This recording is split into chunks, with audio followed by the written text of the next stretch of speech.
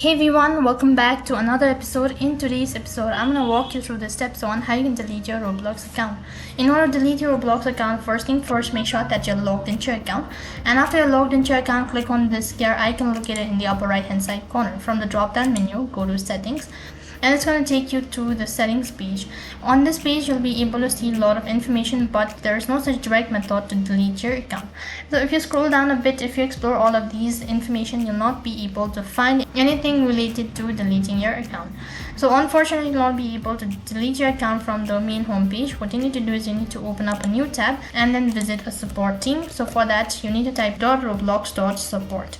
This is going to take you to the support center page. Make sure that you are logged in. If it asks you for a date of birth, then I type in the date of birth registered to your Roblox account. So now you'll need to submit the ticket. So for that, you need to type in your username, first name, email address, confirm your email address by typing in twice, type of issue that you're facing and type of help that you require, and you can also give a description of the issue.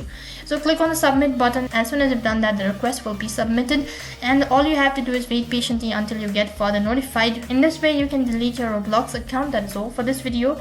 I hope the video was helpful. Make sure to like, share and subscribe to our channel. Also make sure to comment down below for any further queries. Thank you for watching. See you in the next video.